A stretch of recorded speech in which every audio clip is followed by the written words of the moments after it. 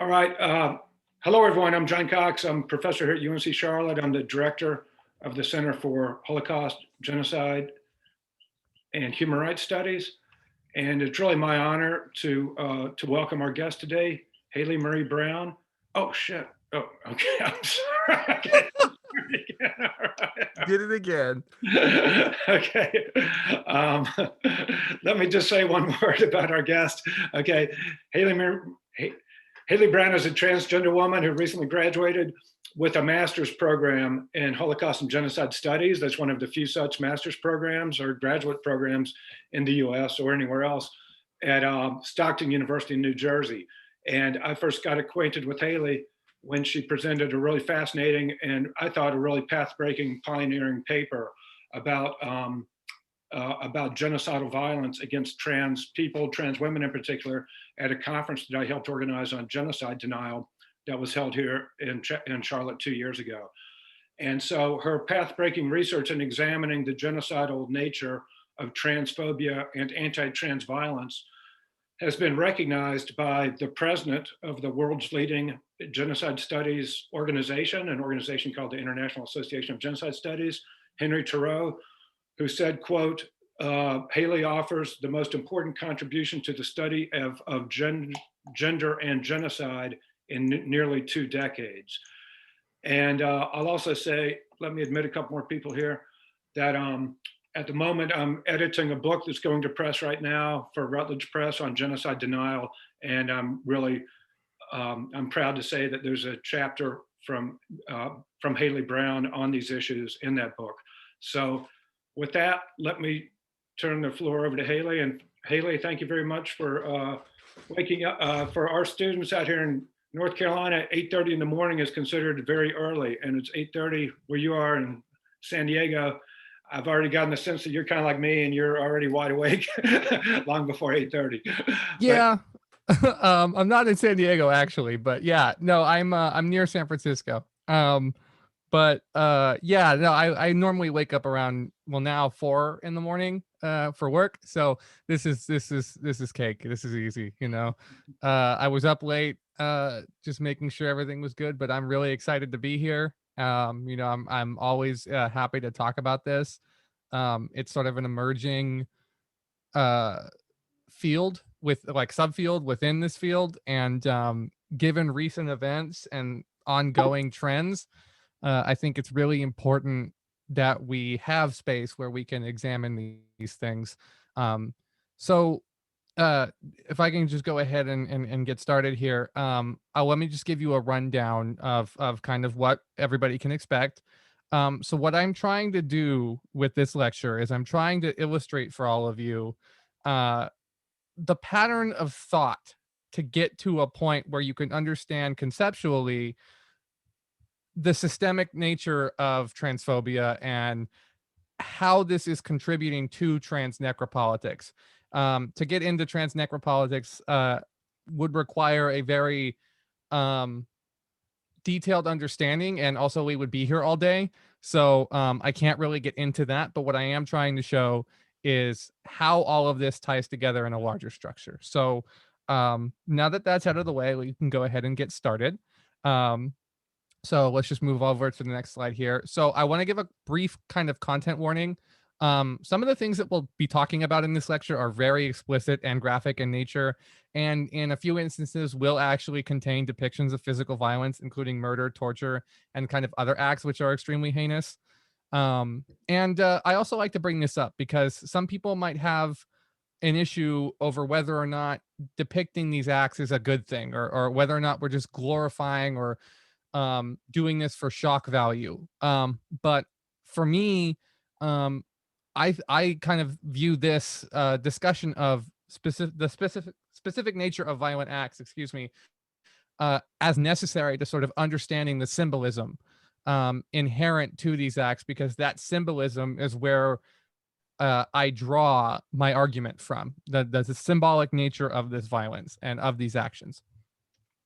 So we're going to go over some key terms really fast. I'm sure everybody knows what trans is, so I'm not going to get into that.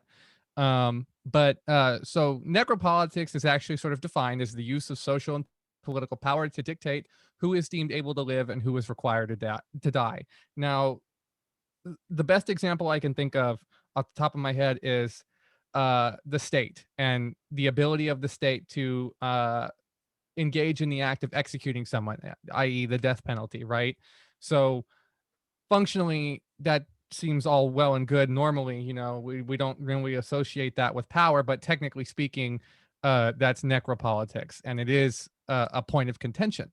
Related to necropolitics is actually social death, and that's a kind of a sociological phenomenon where we have a targeted identity group, and they are sort of deemed to be we either implicitly or explicitly subhuman, to the point where it's almost impossible or entirely impossible for them to exist within a given society. And when you can actually do that successfully, you make it easier to commit violent acts against a particular group. So a best case example of this would be what the Nazis did to the Jews in German society as they were rising to power in the 30s. Then we get into trans exclusionary radical feminist. So TERF generally now refers to anybody who expresses a view which denies the validity of trans identity, and sort of actively fights against legal protections and recognition for trans people. But it usually has historically referred to a specific subset of feminists, radical feminists to be precise. And then a couple of the last two are just symbolic violence, which is just violence that includes physical and non-physical acts, and kind of takes shape in a perceived or actual power differential between identity groups. So this symbolic violence is communicative. It reinforces or imposes norms of power on its victims. It's also regulatory by definition as well. And then the last one is just really gendercide. So when individuals are targeted for extermination, assault, imprisonment, etc., based on their perceived or actual membership in a particular gender or sex category.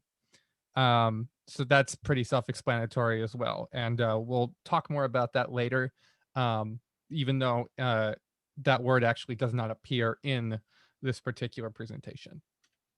So you might actually be asking, why this topic? And I think that's a really important thing to get into, because really over the past 5 years, we've seen a dramatic rise in anti-trans legislation coming from the West, the United States, the United Kingdom, and a few countries under the purview of the European Union, have all seen this sort of rising tide of anti-trans attitudes, both socially and legislatively. And the consequences of that are that trans rights, what little trans rights exist in these countries, is actually kind of being slowly but surely chipped away. And then in the United Kingdom, for example, the most recent would be the High Court in England ruling that children under the age of 16 can't consent to puberty blockers. And if you know anything about gender transition, you know that is a very serious issue. Then the other part of this is that these actions are actually part of a consistent pattern, as I'll demonstrate, of anti-trans bigotry that literally stretches back centuries, and has a political and social goal of social death, if not outright elimination of transgender people from literally all walks of life. And I'm not just talking about, literally in the sense of physical violence. This is also including symbolism, legislation, and everything else like that, as we'll demonstrate later. There's a full, broad assault on trans identity as a concept, not just as a thing. And then we get into sort of understanding actually the eliminationist intent is actually really important, because they can help us understand how to fight back against it, and actually protect, if not advance, trans civil rights. So we need to sort of be familiar with what the intention is of the violence in order to counter it. And then if there are other trans people who will see this, they might have a bone to pick with me for this one. But I would say also that anti-trans ideology is important to combat, because it actually has the potential to do lasting harm, not just to us trans people, but actually to anybody who is cis, that is gender nonconforming, it also represents a severe expansion of authoritarian state power that literally has the potential to set back progress on gender equality and human rights for everybody by decades, if not by centuries. And the reason why trans people might be a little upset with that is because I, we shouldn't have to include messages of how something will harm cis people in order to get people to take it seriously. Um, so they're entirely justified in that claim, and it's a big point of contention. And I actually debated about myself whether or not to put that in there, because I shouldn't, and no trans person should actually have to make that argument in order to be taken seriously about the assault on our rights. Right. So we'll just jump right into it. So when we talk about historic examples of transphobia, it's really important to acknowledge that anti-trans ideology is literally present throughout history. It's enmeshed in some of the worst atrocities committed by humanity. Literally, it's in war crimes, it's in genocide, and it's in colonialism and imperialism.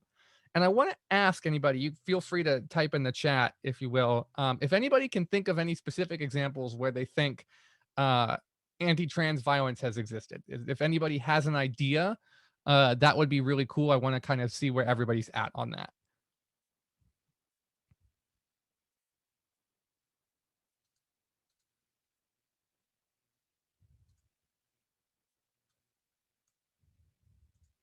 Okay, Germany.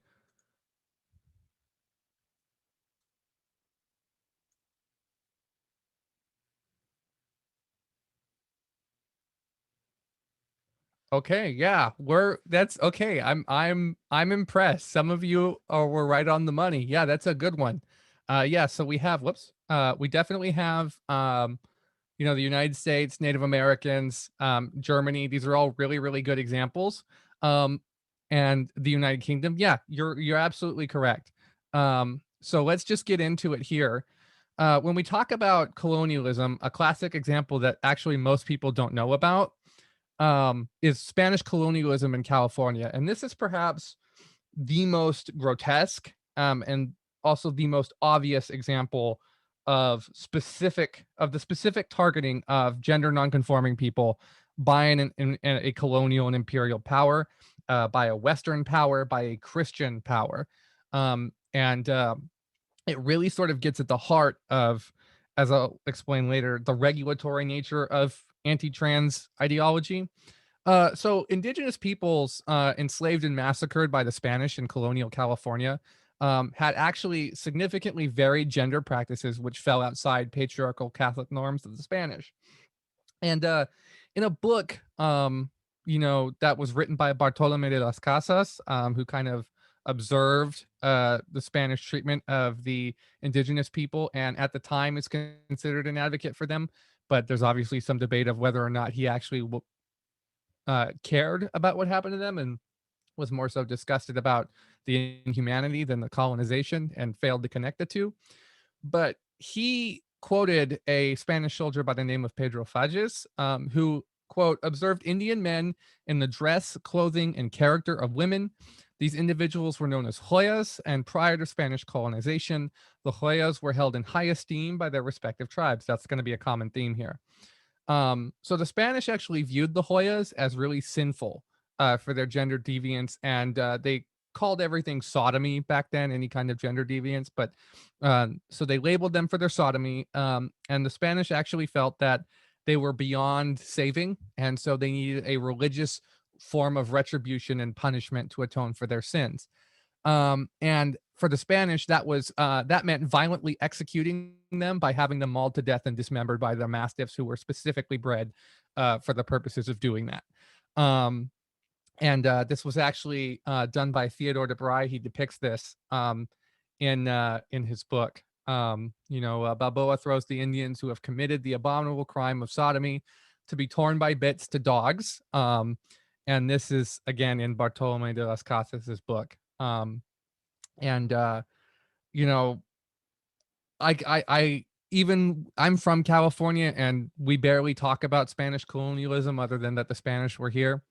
But This is all comes from a recent article, and nowhere Is this talked about? Is this targeted? And we'll sort of talk about why we might think these kinds of things are left out of history later. But then we move into another example of let's see, of imperialism and colonialism, and the other one really is the Hijra, and the British. So when the British colonized India, they enacted a series of penal codes over the course of the time that they had occupied it. And in 1864, the British actually enact Section 377 of the Indian Penal Code, which actually criminalized quote unquote non procreative sexualities. And this policy was used to target Hijra pretty much exclusively, although homosexual men and homosexual women were indeed targeted by it. It was almost exclusively used on the Hijra. So the British actually saw the Hijra as evoking quote unquote like images of filth, disease, contagion, and contamination.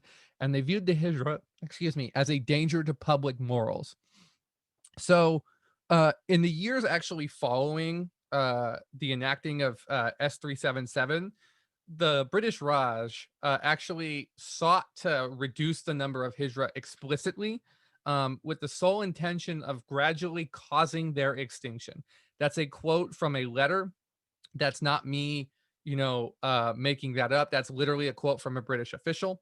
Um, they literally wanted to make an entire group of people who were gender nonconforming. We might classify them as transgender or third gender today.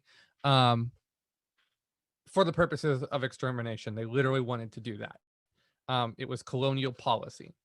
And so Hijra were actually registered with the police, were defined legally as sexually deviant criminals who presented a threat to children.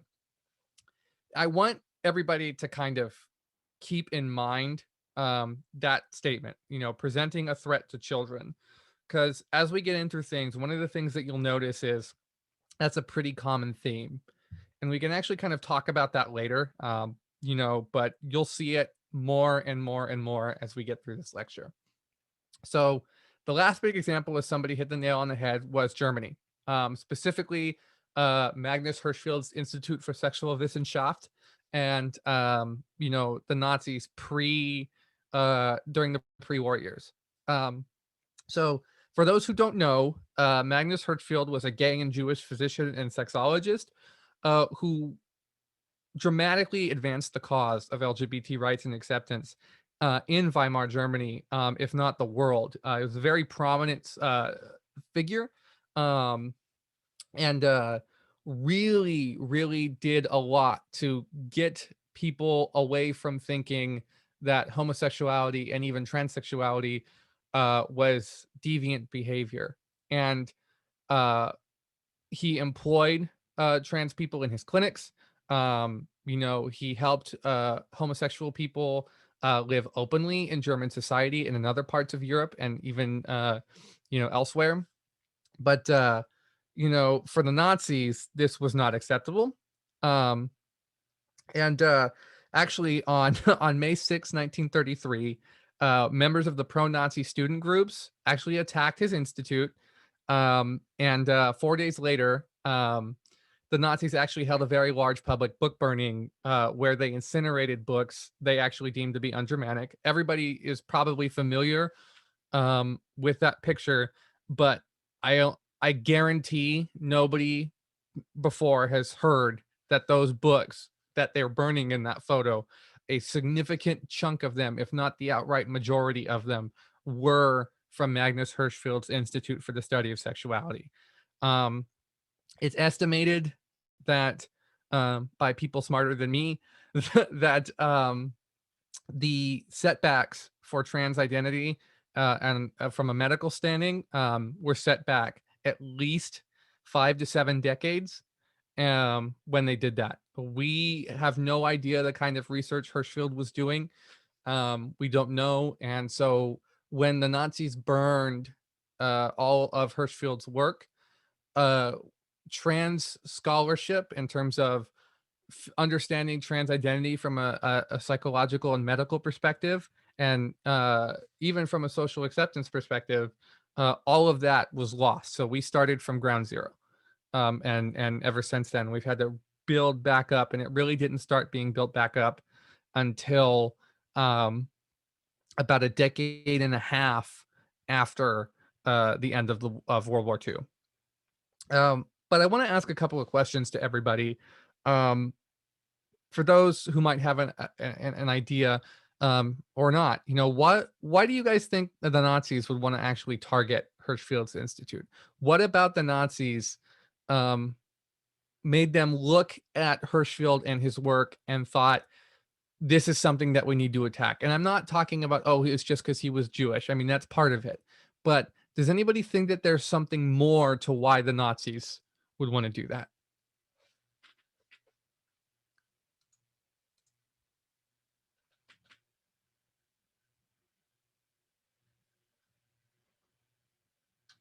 Yeah, I mean, that's definitely part of it. The Nazis were actually very obsessed with German procreation, and trans and queer people were actually seen as antithetical to that. Absolutely, and they did indeed want to just create more Aryan children, Aryan Germans, especially through breeding programs. Absolutely, that's completely correct. But let's think larger than that. Let's sort of take those two things and apply them to a bigger picture. So control of people's bodies in general, we're getting there. So think about these things. What's the common thing between all of them? And that common thing, is it begins with a G, ends with an ER, and that's gender, right? And the Nazis had a very rigid understanding of gender, and uh their view was that men and women fulfilled certain roles, and that the role of men and women, what the role of women was procreation, being, mothers and taking care of German children, raising German children, having more German children. And then for the Nazis, these roles were incredibly set in stone, and any sort of challenge to them had to be regulated out of existence, because not only did it not fit within fascist ideology, to actually let those things happen meant that there was evidence that their ideology was flawed. And that's another thing that couldn't happen. So the Nazis, in a sense, had a very vested interest in remaining a cisgender and heteronormative society, because if they didn't, it would mean evidence that their philosophy, that their political ideology, um, was a not strong, and b disproven. And you're all absolutely correct that it was about control, it was about delegitimization, and it was definitely about advancing an idea of uniformity, of gender understanding, and obsession with procreation, and the protection of German youth. I think we can extrapolate from that based on the fact that the Nazis were so concerned with procreation and children. The Hitler Youth Brigades are a classic example of the Nazis wanting to protect children and indoctrinate them.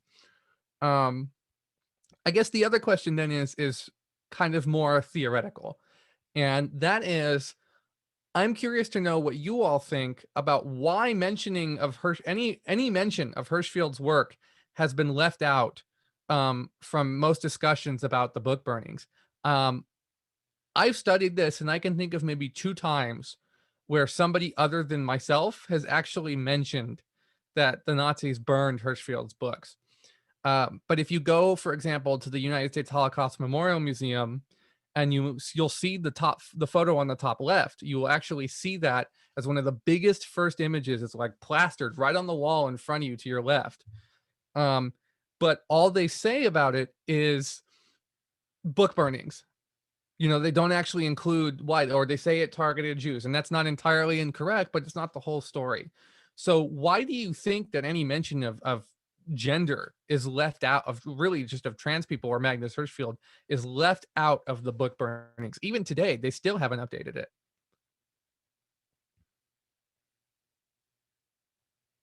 Yeah, actually, you hit the nail on the head, Michael. Yes, absolutely.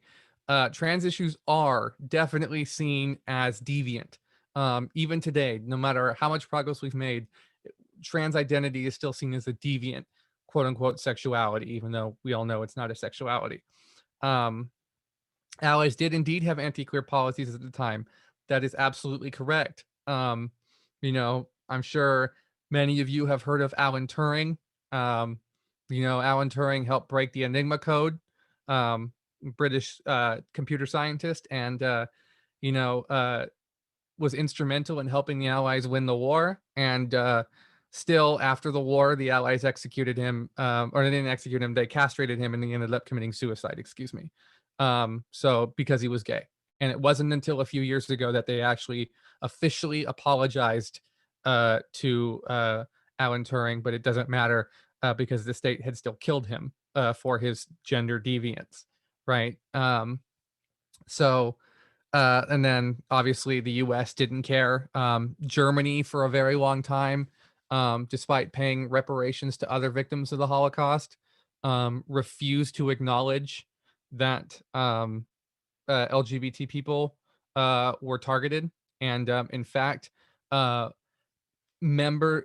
surviving Holocaust victims who were homosexuals in the camps were actually thrown back in prison by the Allies because it was considered a crime.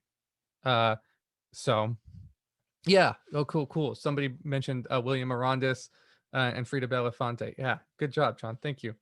But yes, so absolutely queer and trans people who did fight back and did blow up a records office to prevent Jews from being arrested, completely ignored for years and years and years. But some of the most beautiful poetry and beautiful writing actually about resistance to fascism and the Nazis comes from William Arandis and Frida Belafonte. So if for all of you, if you get a chance, I can't recommend reading them, reading about them enough. It's an incredibly important read, and it really provides a new perspective on resistance to the Holocaust. But so with these historical examples, um, initially, I hope you can see some similarities, right? We're starting to see, at least for me, we start to see this pattern emerge of specific targeting of trans people by the state or agents of the state. Um, and by agents of the state, I'm also referring to people not just who occupy positions of power within the state. Um, I'm also talking about people who the state deems as just civilians, just civilians who the state deems as being able to, in a particular moment, wield legitimate use of power to engage in some kind of enforcement, whether it's police or individuals who express popular sentiment. For example, state governments in the South during the civil rights movement were totally fine with the KKK doing whatever it was they were doing, right? But these people, if they weren't cops in their day jobs, had no intrinsic authority. It was all de facto, right? Not legally mandated or legally given by the state, except in, I think, maybe Mississippi's case in the aftermath of the Civil War. But what we'll see as we talk about contemporary transphobia is actually a sharing, really, of deep similarities between historical transphobia and modern day transphobia. But I would say that the biggest difference actually today is that modern day transphobic ideology has just become incredibly more insidious, and it's just as violent. So not only has, you know, uh, transphobia becomes something that has been ingrained in some of the worst atrocities in human history, it's also become systemic, right? It used to just be, and this isn't, I don't mean to give the impression that I think this is progress, but what used to just be is that they would see a trans person, they wouldn't even attempt to make their life hell, they would just straight kill them, right? But as we've gotten through the ages, we've seen sort of a holistic assault on trans identity, particularly as trans rights discourse and the conceptualizations of trans identity has actually entered a social and political mainstream. And these kind of examples that we'll be getting into in a little bit actually will help us form a conception of a larger theme of trans necropolitics. Um, And for this, for this lecture, I'm looking at four things. I'm looking at contemporary transphobia as it really exists through recent legislation, media portrayals of trans identity and people, TERFs or gender critical feminists, and structural and systemic transphobia. Some are a little bit more in depth than others, but so I don't know if you all saw that, but the little arrow pointing to the hole in the picture. So I kind of want to ask just what everybody's thoughts are. What do you all make of the fact that in this book about the transgender craze seducing our daughters, there's a hole right in the center of the torso, right there. What does anybody think of what do you think that's trying to convey to someone who's picking up this book and looking at the cover?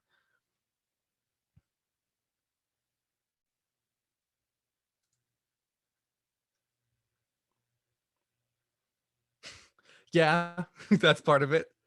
Definitely loss of fertility to the transmass menace. Yes, but let's think a little bit more philosophical. Let's think a little bit more theoretical. What about seeing a hole in the body of a young girl where her reproductive system should be? What do you think that's trying to convey?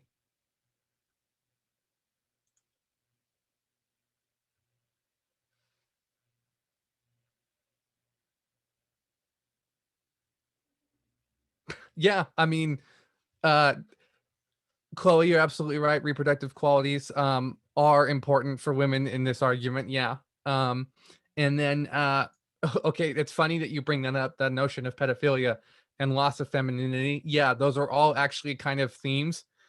Destruction by external forces. Yeah. So you're all right there. Um, I think for me, when I look at that image, when I look at what that is trying to convey, I see erasure. I see um, this idea that women are and young girls are representative of the future for procreation. And so for someone like Abigail Schreier, who might be making this argument that there's a trans craze seducing daughters, um, you know, I see someone who's saying that trans identity is erasing women, is a threat to the continuation of the species. And Yeah, actually, that's a really good point, Janaka. And yes, white reproductive possibilities are daughters. Absolutely. One of the things that you'll notice is that it's a common theme about protecting girls from trans ideology. That's actually hits the money right on the head, hits the nail right on the head. Excuse me, and got my analogies mixed up there. I do that a lot.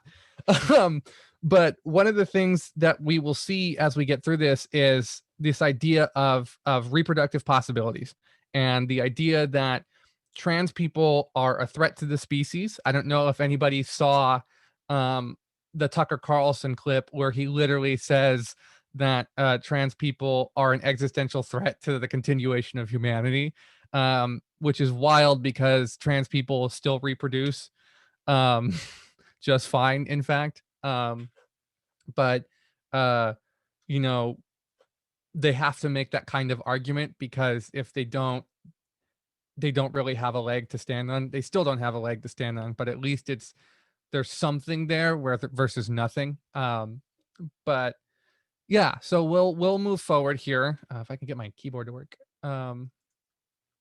Sorry. Okay. So recent legislation is actually, when I say recent, I mean literally this week. Um, so we get into Arkansas's HB 1570, which is known as the SAFE Act. And the SAFE Act actually passed in April after an override of the governor's veto.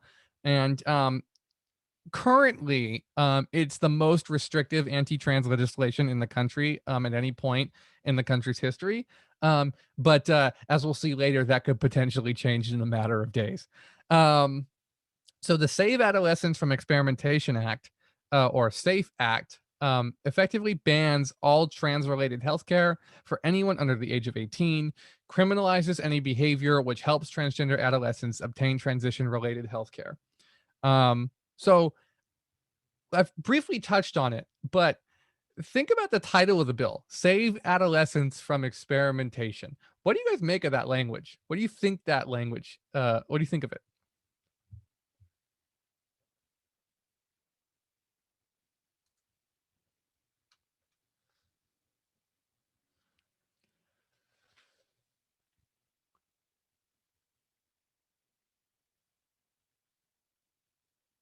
Yeah, that's part of it, that youth can't consent, or that they think youth can't consent or don't have an understanding. So any kind of change is experimentation.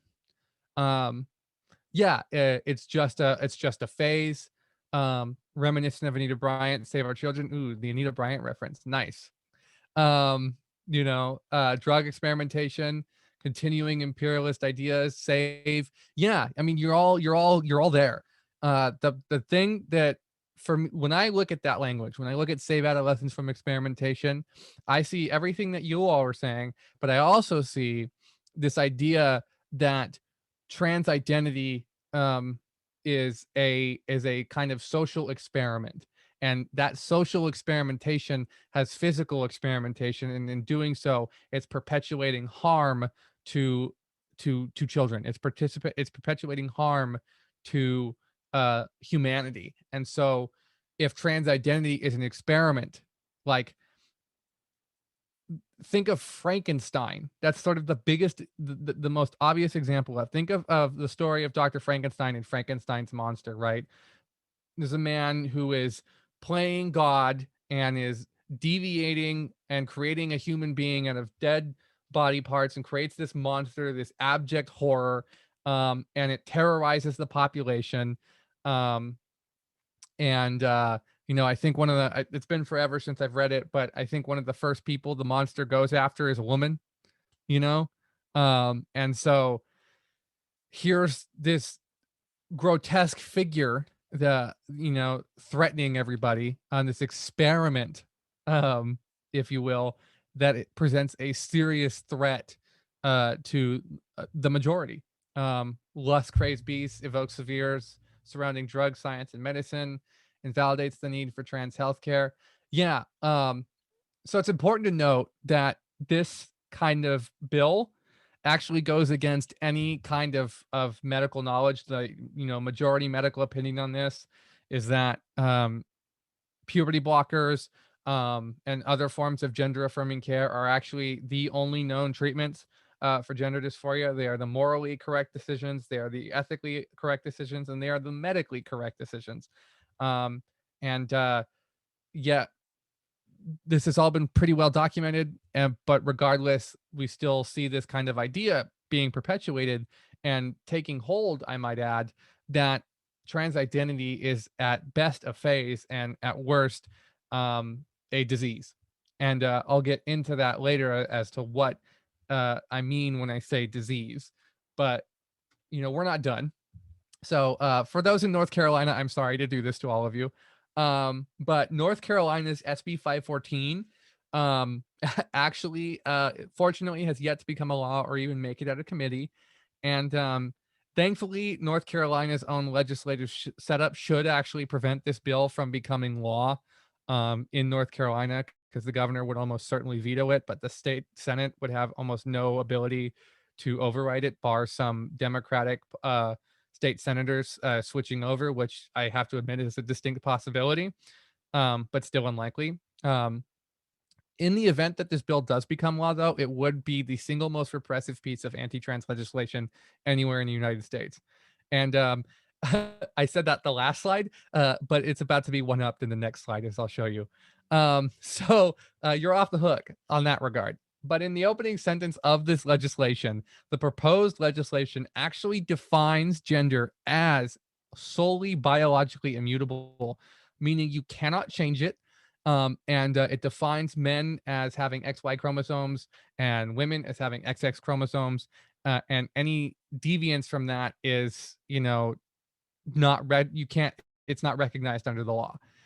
This has the effect of actually legislating trans people out of existence altogether, because anybody who is trans, who has updated their documents with the state of North Carolina, will actually go back to using the gender markers and names, whatever's been changed on their original documentation. Their birth certificates will have, the name that they were born with, the gender that they were born with. Same with identification. Public records will all have to reflect this.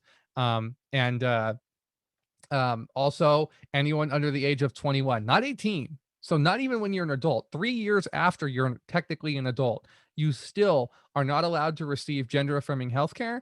And any doctors who actually prescribe gender affirming treatments will actually face a fine of $1,000 per incident, and an eventual revocation of their license to practice medicine in the state.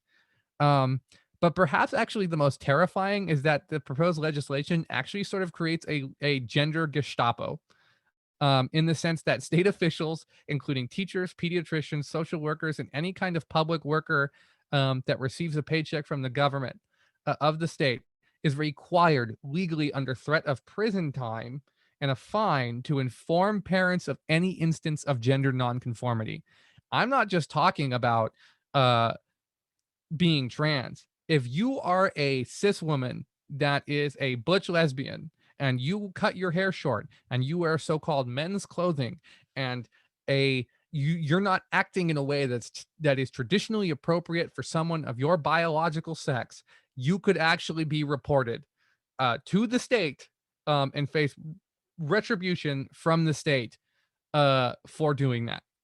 Same thing if you are a gay man or straight man or any kind of cis man that paints their nails or has their hair long or anything. And if you think this is theoretical, absolutely not even remotely. I don't have the link to the video because it was taken down, but um, in Louisiana, I believe there was a butch lesbian woman who was trying to use the women's restroom, and she's a cis woman, not a trans woman, and she had her hair cut short, and she was dressed like very masculinely. Had a very long t-shirt, shorts on, had, and presented a certain way, right? That was not feminine. And somebody literally called the police on her. And because she refused to show the cops her identification, she was actually arrested and sent to jail. And That's before any of these kinds of laws existed. Right? So now think about, the state actually has the legitimate power to do that. The police in Louisiana actually face backlash for that, but and rightfully so. But imagine if the state could do it and they would face no punishment for it. Now, this almost certainly violates constitutional law, but does anybody in here feel comfortable taking their chances with a 6-4, 6-3 majority, a conservative majority on the Supreme Court? Because I don't.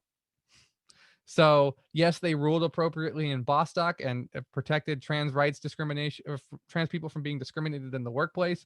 But I still don't trust them on anything else. Only trust people like that as far as you can throw them, as the old saying goes. And Yeah, I guess I wanna ask you all now too. What do you guys think are the ramifications of such a provision long term? Let's say this bill does become a law. What do you think is going to happen? And I'm talking broad here. I'm not just talking about arrests or anything like that. Think bigger than that. What do you think could happen when the state has the legal authority to arrest people or put them in prison or fine them to uh, look a certain way, but also um, can issue citations or force people to act a certain way? What do you think are the ramifications for that?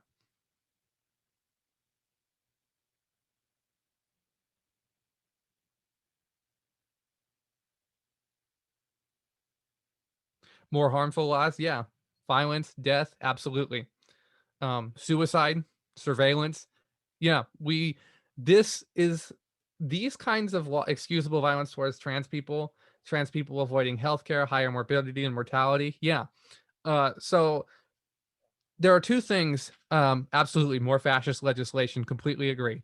There are two real common threads here that emerge from this kind of legislation, and the biggest thing is, yes, that if we allow for this bill to pass and it becomes legitimized, then it really opens the door for a complete and total authoritarian expansion of state power.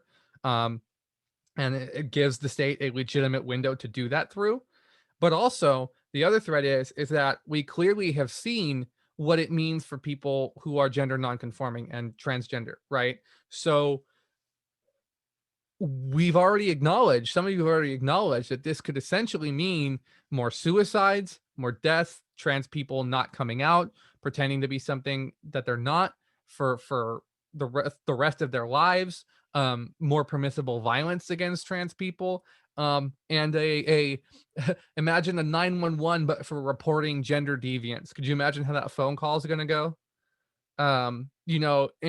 Just what that would sound like, how absurd that would be. But yet, as I've already shown, that has happened before this law. So if that can happen before this law, imagine what can happen afterwards. When somebody isn't going to face backlash for it because they can just say, "Oh, it's legal. I followed the law." You know. So this is a really important map that I actually came across last night. I did not actually have this initially in the lecture, but when I saw this, I knew I had to include it. So we have several states in the United States right now that are actually considering anti-trans bills um, in these state legislatures. As I'll show you on the next slide, the worst one that I've ever seen is actually coming out of Texas, which may or may not be surprising. But right now, about half the United States, a little over half the US, is actually considering anti-trans legislation in their state legislatures. And I would say, with the exception of South Dakota, who the governor vetoed that bill and it did not become law, a solid 75% of these anti-trans bills will almost certainly become law in these states. So what we are witnessing here is quite literally the most unprecedented and fastidious assault on trans people um, ever in this country. It is widespread. It is the politics du jour for an entire section of the population. Um, and it will only get worse. I wish I had better news, but this will only get worse. As things become more socially permissible, as the backlash becomes larger and larger, the content of these pieces of legislation will actually get much more substantively invasive and authoritarian, because this is the end result of anti-trans politics. Is it starts with trans people, but it ends with gender as a concept. So the two bills that I'm talking about in Texas are actually Texas House Bill 1476 and Senate Bill 1646. So fortunately, House Bill 1476 actually never made it out of committee, but in traditional Texas fashion, there has to be some wacko stuff in there. And the biggest thing is it actually defined transgender identity as a secular humanist religion. I'm not making that up. You'll see in the highlights. Um, which promoted licentiousness and threatened the peace and safety of the state. So there's that old chestnut again. Trans people are a threat to the safety of the state. And I don't know if you can think back to some of the historic examples that we briefly touched over, but there's that parallel right then and there, that trans people are a threat to the safety and security of the state. Right. So now we get into the more serious one. This bill is actually still in committee and would be without a question the most invasive and anti-trans bill ever. And this is Senate Bill 1646, which would actually deem parents of transgender children, so parents that support their trans kids' identities, would actually be deemed unfit by the state. And the state would then forcibly remove the children from that home, and their parents would actually face imprisonment or fines, or both, for doing that. And they would permanently lose their children if they chose to accept their trans identity. So now imagine you're the parent of a trans child and your next door neighbor is a crazy homophobic psychopath, right? All one phone call to the police, one phone call. law enforcement shows up at your door and you lose your kid. One phone call. That's it. That is the consequence of that legislation. So now what we see here is an entire state apparatus being directed at a very specific group of people, a very small group of people, for the purposes of enforcing gender norms. So you see that kind of trend happen. We already had the peace and safety of the state, and now we're targeting directly with punishment, with actual retribution from the state for anybody who deviates from what the state considers to be appropriate ideas of gender and sexual identity, right? Also weirdly anti-secular, weirdly Christian, even for Christianity and sort of this idea of evangelical legislation. This is weird. Even in that context, this is way down the line for some evangelicals. You have all these people talk about freedom and the ability to live as you please, but then they'll go and pass this legislation unironically, which is funny from a hypocrite standpoint, but I wish I could actually laugh at it because it does have serious consequences. These are bills that even 5 years ago would have sort of been laughed out as sort of crazy. The biggest example is HB2 in North Carolina. Again, you guys faced a huge chunk of backlash for that, and you actually rectified that somewhat, not entirely, but somewhat. And even with all the corporate backlash that could happen from these states, like the NCAA, again, just released a statement saying that it's not going to host any tournaments in states that have anti-trans legislation. It's going to pull that out. And in many states, that's the NCAA tournament leaving is a huge deal. But that's not going to cut it this time. It's just not. The reaction to corporate power in this is not anywhere close to the same. This is now, again, for a chunk of society, an acceptable thing to do by any means necessary. And when people start getting into that kind of ideology, stuff starts getting more and more serious, because the idea of comfortability with symbolic violence or physical violence, once that enters the mainstream, what becomes permissible is infinite. We once you lose touch with humanity and recognizing that another group of people different from you is human, you get genocide, you get mass violence, you get mass atrocity. So then we're actually going to move on to the media, and I'm going to freely acknowledge that if you're not on Twitter and if you're not on social media, this is going to seem very niche to you. And that's because it is. But unfortunately, the people that I'll be talking about have really significant pull in journalism circles. And we're talking about this in the concept of like three things. So I don't know if anybody knows who Andrew Sullivan is, but Andrew Sullivan is a neoconservative journalist who was formerly employed by the magazines, the New Yorker magazine and the New Republic. And he was pro-Iraq war and actually peddled widely debunked race science theories from Charles Murray's The Bell Curve, which is what got him fired. And you would think that somebody who had done that would have lost all legitimacy, let alone for peddling the Iraq war, but especially for peddling these incredibly widely debunked race science theories about race and IQ. I don't know if anybody's familiar with that book, The Bell Curve, but that's what Andrew Sullivan is a believer in to this day. And in this piece that he wrote, A Truce Proposal in the Trans Wars, Andrew Sullivan actually proposes that trans and cis people are at irreconcilable odds with each other, which is really funny that he would say that and then propose a compromise. Largely due to trans people's and radical trans ideologies perceived threat to the safety of women and children. Sullivan proposes, much like this legislation, an all but a blanket ban on gender affirming care for trans youth under the age of 18, which, funny enough, almost entirely mirrors the provisions of the Arkansas and North Carolina legislations, and is essentially if you get a chance to actually read this article, what you'll notice is it's not so much as a compromise, so much as a list of demands to make cis people feel comfortable, and less about actually acquiescing to anything that trans people um, need for their own survival, for our own survival. So what we see in that article is just is it's basically a ransom note. If you don't do these things, we're going to keep doing these things to make your life hellish, right?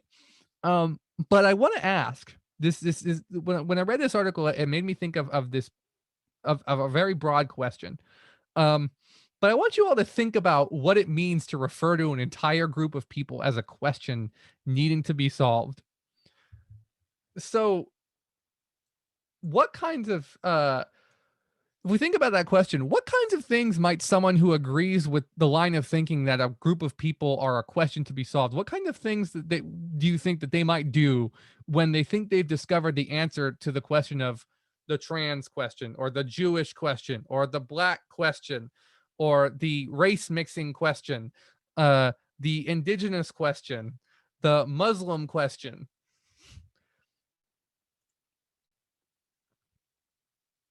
The final solution. Yes. Yeah. Perfect. That's exactly where I wanted you guys to go with this. It You start getting violence. You start getting the idea in your head that it is socially and politically and ethically and morally acceptable to solve the question with violence. Because if in this case, if trans people are a threat to women and children, then we need to protect the women and children. So, ergo, the only way we can protect women and children is by violence. So, you might get somebody who decides to, in the Jewish question, shoot up a synagogue, or blow up a black church, or, blow up an abortion clinic, or, murder trans people. Um, these are all things that are linked, because yes, referring, as Ren pointed out, referring to a group of people as a question dehumanizes them. It is an issue of dehumanization, and as I'll talk about at the end, this is sort of the idea behind social death, is dehumanization.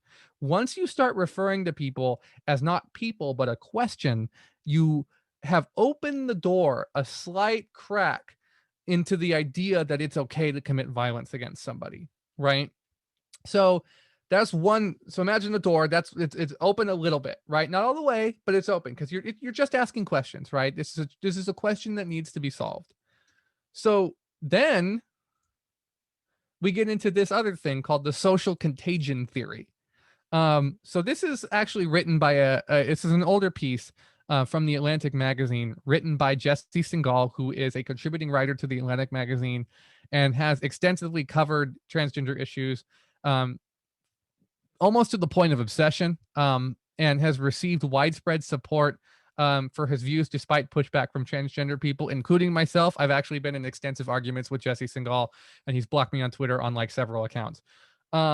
So it's a pretty common thing. He will deliberately misinterpret or outright falsify the data of psychological studies on transgender identity to fit an agenda. And when called out on this for doing it, he accuses trans people of being crazy, of silencing dissent, of threatening him, um, you know, among other things that are designed to make trans people,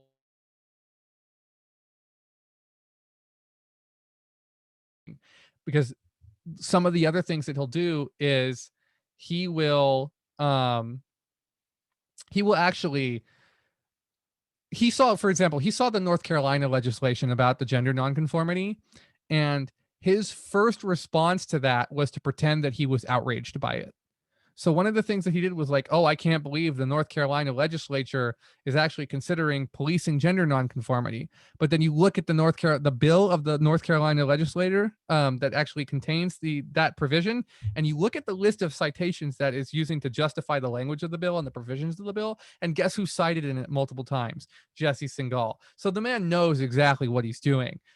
It's a pretty common tactic among people who are expressing bigoted views to then proclaim that, oh, this bigotry goes too far, so I can't It's a perversion of my work. It's the same principle behind white supremacists not dressing up in jackboots and brown shirts in America today, and them wearing suits and ties and having nice haircuts, and then getting up on stage and say, I'm just asking questions. It's functionally the same principle. They gives them the veneer of respectability while also sort of legitimizing their bigotry, because they know that this is a tactic. They see a trend, and they want to get on that trend because it makes money for them. This is a grift, plain and simple. What Jesse Singal is doing is a grift.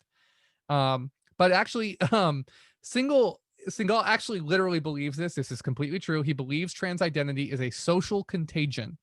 And what that means is essentially that trans identity, one person becomes trans, right? And then says how great being trans has helped them, how great it is. And so being trans has helped them get rid of their depression, get rid of their anxiety, help them lead more authentic lives, right? These are all well and good and totally normal things.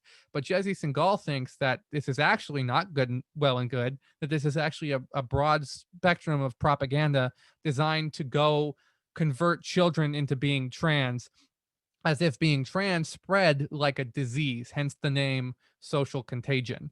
And I call it a pseudo phenomenon because that's exactly what it is. Social contagion exists within psychology, right? It's a pretty common thing. The biggest examples are things like, um, you know, uh, cults. I think that's a pretty classic example of the social contagion theory. The idea that or you get a group of girls or a group of teenage girls who all cut because one girl said it was a good thing to do. Like this is all pretty well documented, right? But it exists in only in the contexts of a particular mental illness. So in order to believe that trans identity is a social contagion, you have to first believe that transness in and of itself is a disease of the mind or some other form of disease. And so I guess the question is then, what are the implications of referring to an identity as a contagion? I mean, think about what the word contagion means. It's synonymous with plague. It's synonymous with disease, with pandemic, with epidemic. So these are all highly charged medical terms that exist apolitically in the medical realm, but when you extrapolate the medical into the political arena, and because you're trying to go after an identity, you start getting into this idea of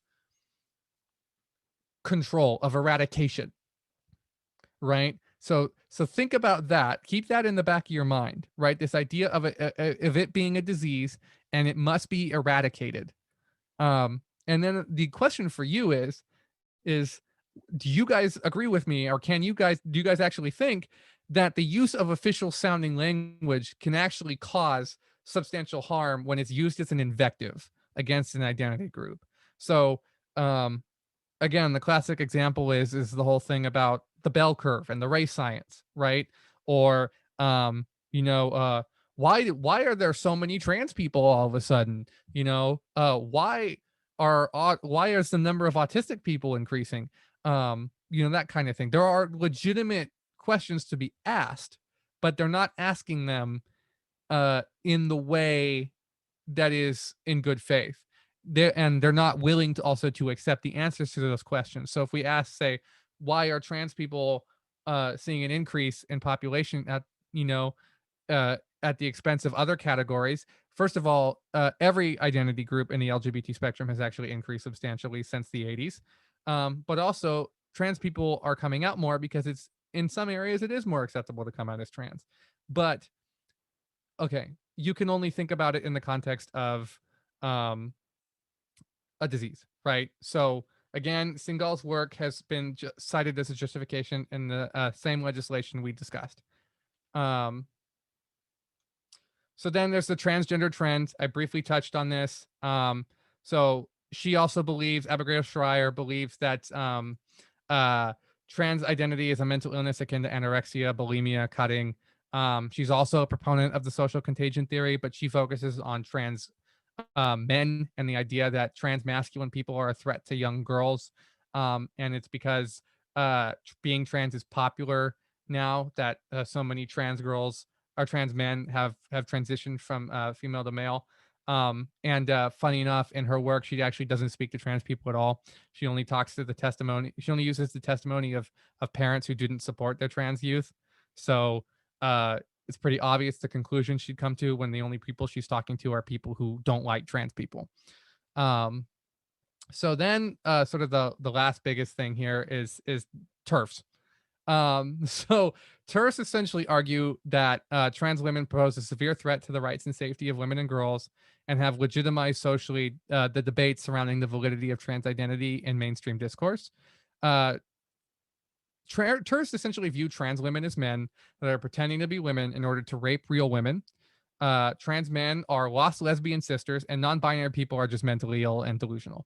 They also argue that autistic people, so that's people like me, are being exploited by a trans cult because we are supposedly incapable of making our own decisions.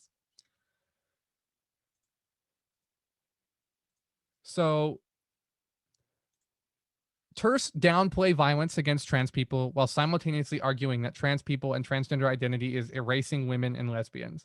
And many TERFs also believe, I'm sure many of you didn't know this, but many TERFs also believe in a deeply anti Semitic conspiracy theory that transgender identity is actually being pushed by rich Jews with financial investments in pharmaceutical companies. And no, I am not making that up. As you'll see on the image on the right hand side here, Jennifer Bielek is a very prominent TERF.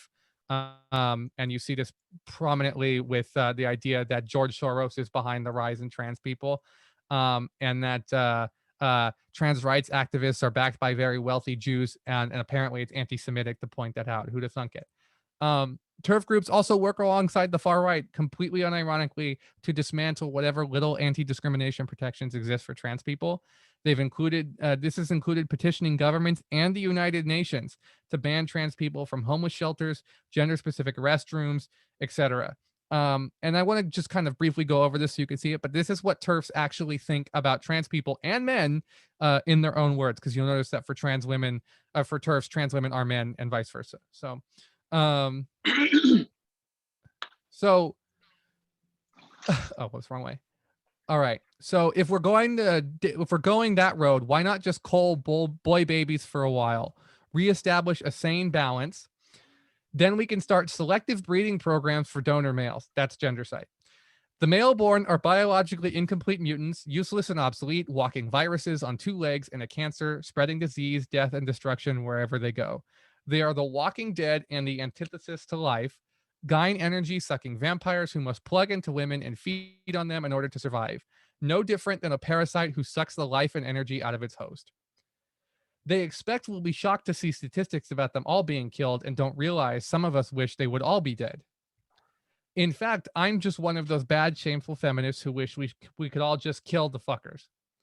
Fed up with those fucking trannies saying they are women, they need to get blasted too. They're men.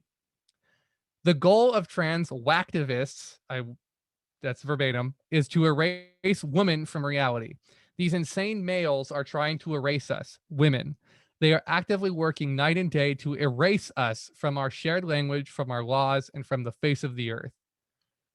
So this all seems like an insane screed, and rightfully it totally is.